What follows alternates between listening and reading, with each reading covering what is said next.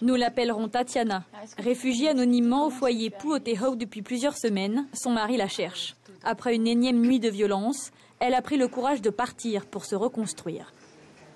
La violence qui commence par une petite tape sur la joue, ensuite c'est le crachat au visage, c'est l'étranglement aussi, c'est même aussi menace avec le couteau aussi. Tout ça, c'est même de faire menace de mort aussi. Pourquoi on retourne? On a toujours cet espoir-là qui va changer, qui va prendre soin de nous, qui va nous protéger. Mais en fait, c'est toujours la même chanson.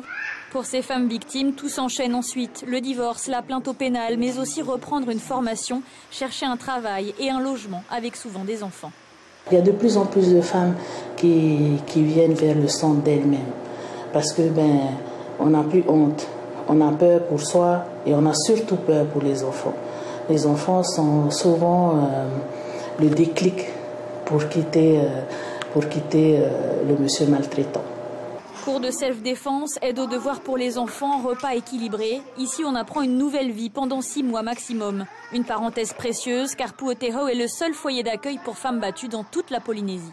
Quelle chance les personnes qui trouvent l'amour avec quelqu'un qui ne les tape pas. Mais faites attention, peut-être que vous ne connaissez pas vous en tant que mère, mais peut-être votre fille ou votre petite fille va connaître ça. Pourquoi pas, tiens, je viens d'avoir une idée, pourquoi pas de faire une école rien que pour les hommes. Je dis bien rien que pour les hommes, pour les apprendre comment il faut aimer une femme. En attendant, faute d'école des hommes, le foyer Puoteho prévoit avec le Conseil des femmes une extension pour accueillir les femmes battues, toujours plus nombreuses à briser la loi du silence.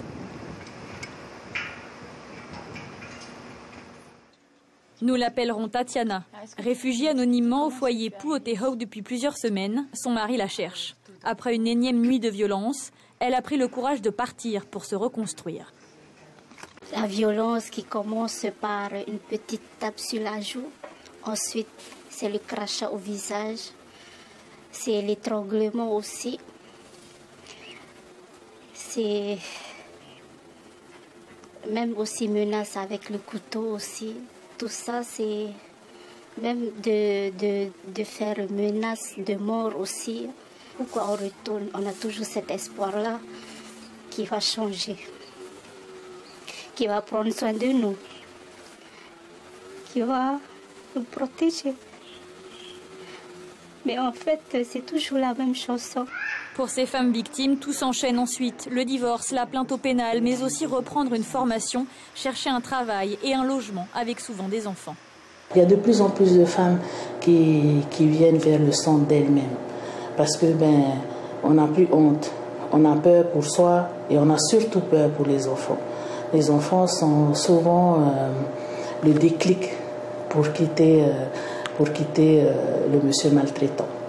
Cours de self-défense, aide aux devoirs pour les enfants, repas équilibrés. Ici, on apprend une nouvelle vie pendant 6 mois maximum. Une parenthèse précieuse, car Puoteho est le seul foyer d'accueil pour femmes battues dans toute la Polynésie. Quelle chance les personnes qui trouvent l'amour avec quelqu'un qui ne les tape pas. Mais faites attention, peut-être que vous ne connaissez pas vous en tant que mère, mais peut-être votre fille ou votre petite fille va connaître ça. Pourquoi pas, tiens, je viens d'avoir une idée, pourquoi pas de faire une école rien que pour les hommes. Je dis bien rien que pour les hommes, pour les apprendre comment il faut aimer une femme. En attendant, faute d'école des hommes, le foyer Puoteho prévoit avec le Conseil des femmes une extension pour accueillir les femmes battues, toujours plus nombreuses à briser la loi du silence.